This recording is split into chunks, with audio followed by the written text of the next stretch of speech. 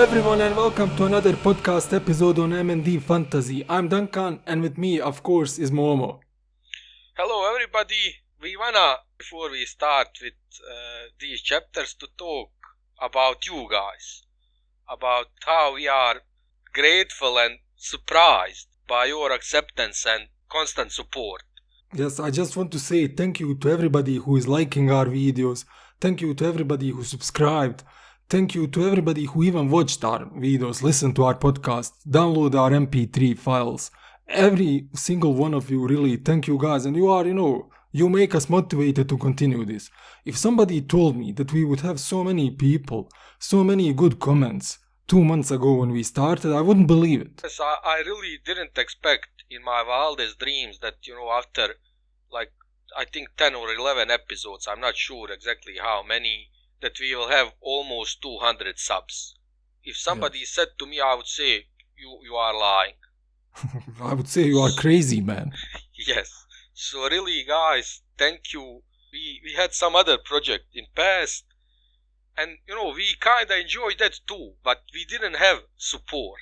I cannot describe you a difference in doing something that you like when you feel appreciated. It's night and day difference. Yes. But also I want to say thank you to Shadan who gave us this picture. Great if you are watching this on YouTube. Also our intro music, thank you to I Am Electric Man. All their informations will also be in the comment section below. So thank you all of you guys. Really, we really appreciate it. Yes, and finally I think we can start with chapter 17. I think this is the first episode that we are going to do 4 chapters. Things are heating up, so we kinda have to. We will do chapter 17, 18, 19 and 20 in this episode. So if you didn't read, go read them before you start listening, because we will jumble these chapters because they are all intertwined. Yes. I think first thing that we should talk about is a little bit about Rellick, Circle Breaker, Eel. All those things are now together intertwined.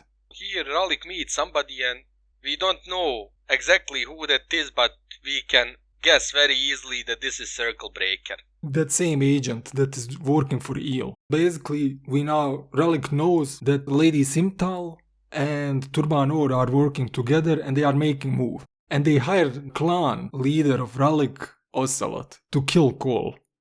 And Rellick is preparing and he's doing something very special, how to fight with Ocelot, because Ocelot is assassin, but he's not just assassin. He's very special. He's using magic. I know it's not very special, but yes, he's assassin mage. Yes. And if you are just normal assassin, you shouldn't have any chance almost to beat assassin mages.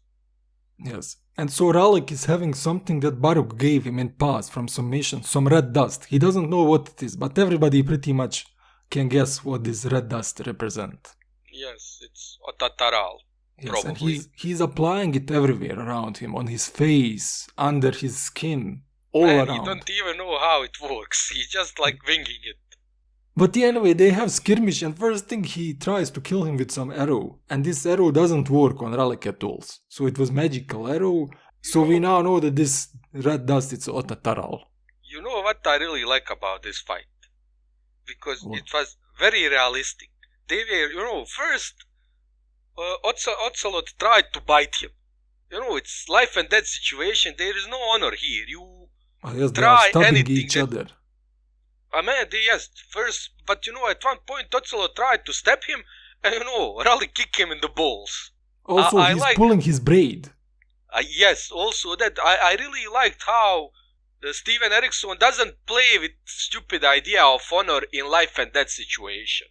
Man, it's not also in honor, but when people usually describe how fights go, they are elegant, they are moving with their swords, they are clinging. That's not how real fight works. Real fight is so scrappy. You try to take down your enemy no matter how. Yes, and usually it's not pretty at all. Not pretty, and it's usually finished very fast. But Rellick wins here, but he's not unhurt.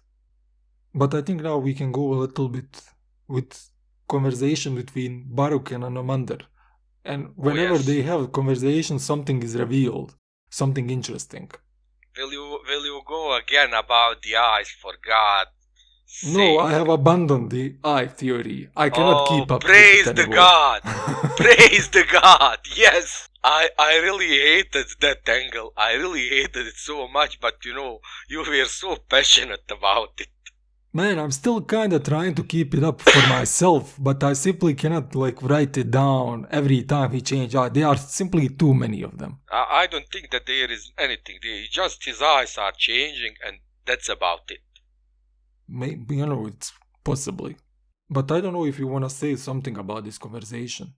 We were speaking about this in previous episodes, about the curse of long life. How Tista and they are dying, but not dying in body. They are kinda dying in spirit. They lost their will to live. They lost reason to do anything. Yes, and only reason why Anomander is interfering in these events is because he is trying to give his people a purpose. Yeah, he's basically trying to rekindle their, fire for life. Yes. For example, if somebody now offer me eternal life, I'm not sure that I would accept it. It would be really, difficult choice. I agree. Yes, but I don't think it, I would probably accept it because, but I think I would regret it. But anyways, there's something also very interesting here that I'm not sure how many people caught this. When they spoke about Mamut and how he was looking for answers about Tyrant, they said that he was traveling through all these warrens. If you are a first-time reader, you don't want to check this what I'm going to say to you. But if you are somebody who's, probably read all 10 books or maybe even more books of Malazan, there are pictures on the Google. If you Google Warren map, so if you are a little bit confused as to how was Mamut actually, traversing through, for example, Telan, Omtos Pelag, there are people who are trying to make sense of it and there are pictures of that online. So if you want to, get, a little bit better... I think honestly that those warrens and how they interact with each other is maybe the most complicated thing about Malazan universe, at least to me. It's extremely complicated, and proof of that is that actually there are on internet several attempts of people who are trying to map this all together. But those are people who didn't read these books 1-2 times. There are people who read these books 10 times and they are trying to figure this out. And, I won't say that they are failing, but they are not getting the entire picture, I think. Yes, it's very difficult. That's how complicated it is. I think the only person who knows everything about this and knows exactly 100% is Erikson. But these, maps, at least to me, from my own experience, they helped me a little bit. So definitely in this moment I remember that these maps exist. So if you are somebody who is a little bit a veteran reader of Malazan, this, you should definitely check it out. If you are somebody new, I urge you to not check these pictures out because there are spoilers here. So do not ask you look one for this. Thing, man? Yes? How are you pronouncing Mamut is high mage of, or mage of, I pronounce it Drek, or Direk. How do you pronounce name of that god? Drek. You pronounce it like that? Yeah, just Drek. I'm not sure is it Drek or Direk, because there is apostrophe. It's quite possible, but to me it's simply all these apostrophes I kinda take them and just say quickly. I hope you guys don't hate it. Because for example, if I wanted to pronounce it Direk, then that would mean that I need to pronounce Krul K-Rule or something like that, and I cannot. That to me kinda sound like a rapper name. K-Rule, D-Rack. Man, imagine some rapper named K-Rule. Man, now I'm imagining... Isn't there Ja Rule, actually? Yes, but now I'm imagining Krul with those rapper hats, with bling. And he's like, yo, my man, come on. So Drek, we pronounce it Drek, he's not rapper, you are right. But as always, guys, if you hate our pronunciations, just write us. But there's something funny happening in these chapters, and I laughed so much about this, man. Is it poor Sarat? Yes. Yeah. She never learns, man. So in this chapter, I think this is the first time she's trying to take out Crocus or somebody who's guarding Crocus, and somebody smacks her. Somebody whooped her ass. She didn't even notice. She's just, thinking how she will kill Crocus, and next thing she remembers, she's waking up. Yes, and her daggers are placed neatly next to her. It's like mocking her. Then who the hell is whooping her ass non-stop? Because somebody is obviously playing with her, man. Because if that somebody wanted her dead, she would obviously be dead. I mean, there are hints who this is, and we will obviously reveal this in this episode, but we are gonna give you guys a little bit more time to figure it out. But I think we can now move on to... Bridgeburners? Yes, they are again Bridgeburners, but now finally they met with Paran. Yes, but before that there was speech by Fiddler, and it's nothing, important. Just I really liked it. It showed how those Bridgeburners, how Fiddler actually understand, especially Whiskey Jack. He understand what Whiskey Jack is trying to do. He's trying to make his life easier.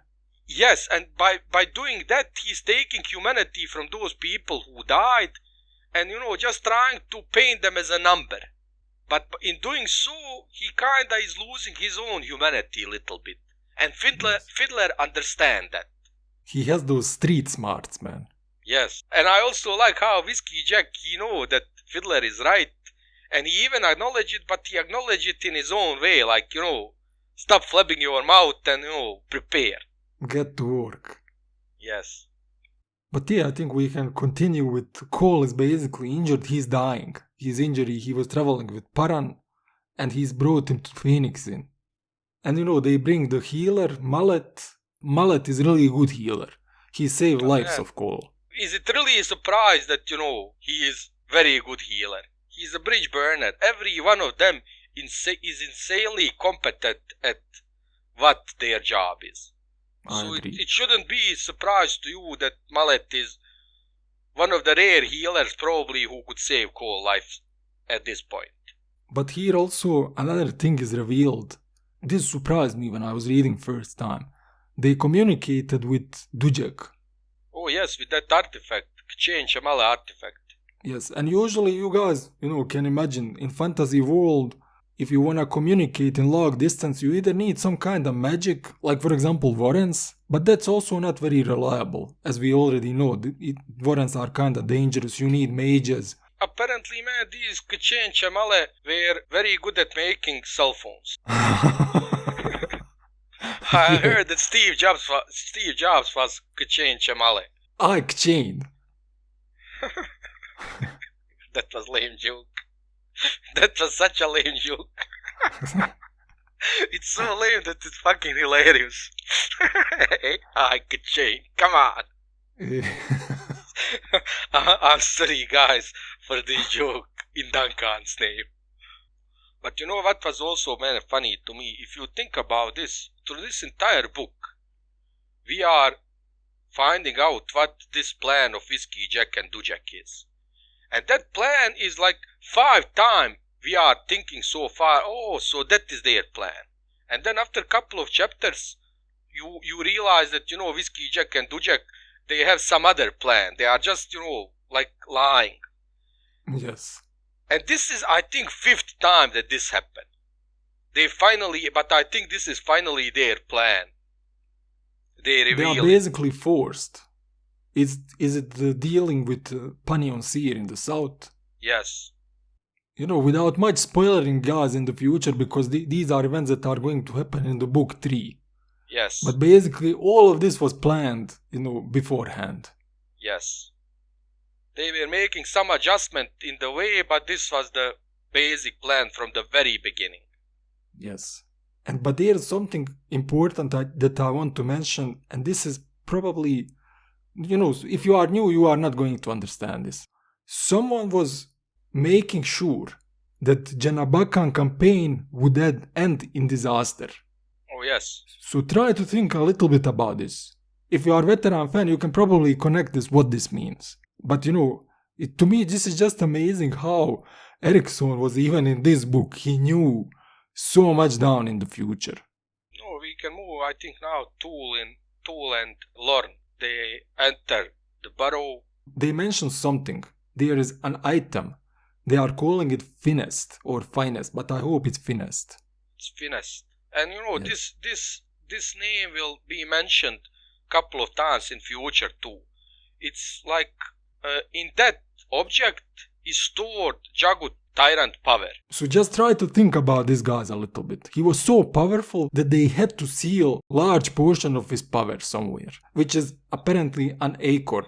Yes, why would you choose fucking acorn to store? It's such a, unlikely object. But Lorne say that, the Jaghuts are weird. They don't remind her at all to some warlike people. But here is said actually something very important, how Telanimas were warring and how they were making them to be war-minded. Yes. The key was to make them angry. But when you make them angry, man, there is no stopping them. They kill everything. They are, to me, of all those elder races, they are by far the most fascinating to me. Like, if I could choose to be any elder race, I would choose Jaghut. Definitely. Me too, there is no, not even close. But you know what now happens? What? Well, Serat tries again at Crocus. Oh, yes. And you know what then happens? She got whooped again. Mysterious Protector smacks her again. We are still not going to reveal who it is officially. But man, this time she was invisible and flying. Yes, but this guy is also apparently invisible. Yes. And I think, Crocus and Apsalar were very close when that happened. I think Crocus even heard it happen, but he didn't see nothing, so he thought it's kind of wind. But then also it turns out that Rellick is alive, and now we know, his wound is healing much faster. Yes, but I think even Lorne, later, she said that, at least for her, one of the properties of this Otataral sword is that she's healing unusually fast. Yes, but for example, if I'm to compare how it reacted to Lorne and how it reacted to Rellick, like his wound healed much faster. Yes, but that is the thing about Otataral. It worked differently on people. Yes, it's differently, and it's unpredictable. I honestly think, for example, that, how can I explain? It worked for everybody the same. Just, like levels are different. I think it's more like that. For example, or maybe because he applied it, directly to his face, and she's, simply carrying sword next to her. That's also possible, but it's also possible, I think, I'm not sure if it's in this book or in future books, that it's said that Otataral work differently on different people. I really think that effect is same. Just, like, for example, Lorne, it helped her with healing, but, it's slow process. And for Rellick Knom, it pretty much healed him instantly. Oh, but did you notice something about Sori as she was climbing? Oh, she can see in dark. Is that it? Yep. Yes, man, to be honest, first time when I was reading, I read it, but I didn't, put two and two together. But apparently, man, when Cotillion left her, she still have those memories, definitely. And not only memories, because this is not memory, this is skill, obviously. Would you fight with her right now? I would be afraid of a little girl. But she also mentioned something, and I think this is connected to the name of this first book. Some people say that Gardens of the Moon is, name connected to the moonspawn, and gardens and people who live there. Some people also believe that it's with this conversation between Crocus and Sori. She mentioned some god, Gralin, and, that in Moon there is, ocean, and he has their gardens underwater. For somebody who is new reader, you should remember this little story because there is theory that this is very connected to something that happens in the book 10. That's all I wanna say here. But who is finally revealed? Oh yes. Whoever guessed that Gruppe is ill, you should pat yourself on the back a couple of times. Congratulations! Because I think in chapter 7 you could figure out who the eel was. You know who else can tap himself on the back? Murillo. He figured it out. But I don't know if you noticed, and I mentioned that in past, that Baruch, often when he was speaking with Krupp, he had some headaches. And here when Murillo said to Kruppe that he figured out that he is ill, first thing Kruppe tries to do was what? You know, he tried to weasel his way out, but that Yes. didn't work. And after that he tried to use magic. What do you mean he tries? He uses magic and Yes. you know, he succeeds. Yes. So I really think that he was using magic for a long time on Baruch. You know, I'm pretty sure that he used it on a lot of people, but now I'm also a little bit more convinced that he's using But it on not Baruch everybody as well. is high mage and most important person in Darujistan, and he used it on that guy. And then, you know, I think we should now speak a little bit about the main event. Lady Simtal is making a party, and everybody wants to get inside of this party. And Amanda Rake wanna get here. Murillo. Different people wanna come there for different reasons. But you know who else wanna come here? Ooh, everybody. Yes, but Lorne also. And if you guys read this chapter, you will notice how she is confident. She is entering in this city, and nobody can stop her. But somebody did notice her. Mr. Circle Breaker noticed her. Man, you notice everybody. Once you enter in Darujistan, you are entering in Krup's domain, in Eel's domain. And you know, it's like his web, he's like Spider. Once you enter inside of his ground, you play by his rules.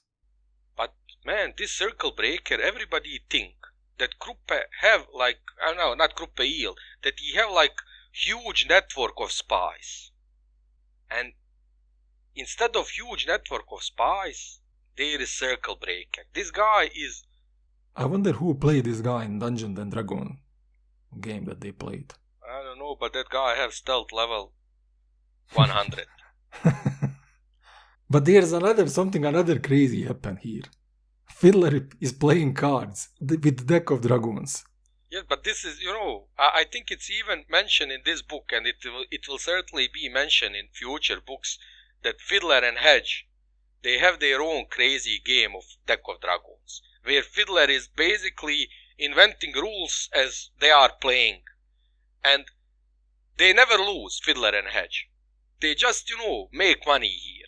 What's more fascinating to me is that I wonder if, you know, somebody who read this first time, if you first time readers, did you figure out what events and what cards he was laying down? Did you figure out that he was actually explaining what everything happened? Up all pretty much later half of the book in these couple of minutes.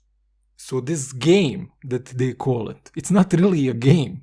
It's basically he's extremely talented at this. Man, I would say that he's more talented than Tattersail, for sure. It's crazy with how much precision this game, you know, described events. But you know, guys, if you are somebody who's first time reader and you know you wanna see how true this is, just go and read this little part and you will, you know, see just how much, you know, amazing this deck of card game was. I just wanna mention couple of, you know, maybe one thing. Who is captain of the light who is rising? I think there is only one captain. Yes. Throughout all of this. Yes. But you know what was funny to me here? What? How Fiddler, you know, Lon is, you know, there and she's asking, do you have talent? And he say, okay, you wanna play? Here, take this card. Oh, you also each 10 gold pieces each. It's such, you know, he just, you know, making rules up, man, as he go. He's taking money off of everybody, literally. Yes. I think if Lassine came, he would rob her too. Of course he would, man. It's not even, you know, I'm not even thinking maybe he wouldn't, maybe he would. He for sure would. Yeah. But shall we reveal the, you know, biggest question of this chapter? Poor Serat has third go. Serat has attempt number 3 at Crocus. But this time, man, these guys are apparently sick of whooping her ass, and they, you know, make a statement here. I don't know if you guys remember, like 15 chapters in the past, when Caladan Brood sent somebody to protect Coinbearer. Exactly. These are the guys. But who are these guys? Can you guess that? Well, I think, you know, if you guys go and read the chapter, you will know that they are this is member of Sixth Blade. Yes, Crimson what Guard. He say compliments of Prince. And there is only one prince mentioned in this entire book. And that is Prince Kaz Diavore. and he is the leader of Crimson Guard. Yes, so basically you guys know who this person is. Well, you don't still know him by name. These Crimson Guard were mentioned a couple of times, and I thought they are some nobodies. These are not nobodies, man. Also, I hope you guys understand why they are stopping Serat. If you don't, you can probably go, watch one of our older episodes where we kinda discuss this a little bit more in depth. Because Caladan Brood and Anomander Rake doesn't see everything, from the same angle. And they have their own disagreements. Caladan Brood understand that if God dies, there would be a clusterfuck. Innocent people in Darujistan would die. And he and Anomander don't see eye to eye there. But I think, we can finish this chapter with skirmish that I would kill to see on TV show. I would simply kill to see this skirmish, man. You mean Dragons and Rest? 5 Dragons versus 1 Jaghut Tyrant. It's not only that, man. 5 Dragons versus 1 Jaghut Tyrant who has majority of power trapped in finesse. So he's like fighting, I would say, maybe at 20% strength. I don't know at what percent it is, but he doesn't have his full power.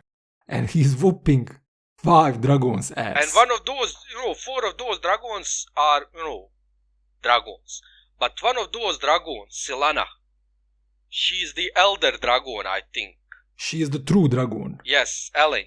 Yes, and there is difference. Yes, she's much bigger and, she's using Starval the Demelane, right? Yep. Yes. That is the Warren of Dragons. And other dragons, I think, are just soul takens and they are using Tistandi Warren of Kural Galain, right? Yes, basically these 4 black dragons, they are Tistandi. And they are using Kural Galain and, they are simply transforming themselves into dragon. But Silana, the red dragon, she's not transforming. She's simply dragon. This is her true form. But man, I would kill to see this on TV show. It's so epic how he was describing it. When I said that Triest was at 20% of power, I pulled that number out of my ass. But it is stated that Finest has majority of his power trapped inside. And if it's not majority, it's said that at least it's considerable amount of energy. I still think it's more than 50%. And he's also in this weak body. He's barely walking. He's just awoken. Yes, he doesn't even care about his body. Yes, but nothing is going against, nothing is going in his favor, and he's whooping ass of 5 dragons, yes, man. But how? Did you also, there were a couple of informations before this battle started. We got a little bit more info about Jaghut. First, that they disliked and fear community because they thought, they thought that society is like birthplace of tyranny. But every now and then one of Jaghut was kinda different, and Riest was one of those. Power hungry. Yes. He was enslaving everybody. He was trying to enslave Jaghuts, but they would fight him to death or they would escape. And that bored him. Yeah, but after that he was actually trying to, succeeding to submit beasts to him. But he realized, beasts are part of nature, and you cannot change nature. They wither and died. And not only that, but he didn't get satisfaction from enslaving them. But he got satisfaction enslaving Tlanimas. Yes. The reason why he was taken down is because other Jaghuts actually did something unthinkable and they banded together to beat him. Yeah, because they didn't really like what he was doing. Also, another thing to notice here, when I was first reading, I was thinking, why didn't they kill him, for God's sake? I assumed that they couldn't. Yes, exactly. Somebody this powerful cannot be killed. And another last thing that I noticed here, he sensed somebody sleeping. He know exactly who that was. Yes. But I don't know if you guys notice when some chapter starts, there is timeline. I don't know what year of Burns sleep. Did you notice that? Are you asking me? I don't know. Yes, but I'm asking our I didn't notice that. I'm asking our listeners too. And Okay, let me answer for them. No, we didn't notice. Come on, man, I'm trying the best I can. But there is this sleeping goddess. And she's very, very important. And we see that this guy is kinda, he enjoyed torturing people. He just, like for fun of it. He has that profile of sadistic person. Yes. But he really whooped those dragons, man. Man, I loved it. Yeah, but with this I think we come to the end. I think we finished. Yeah, pretty much we did. We are really getting to the end now. I'm not sure. Maybe we even finish in next episode, but most likely we will, do 2 more episodes for this book. So, guys, I hope you enjoyed and see ya next Monday.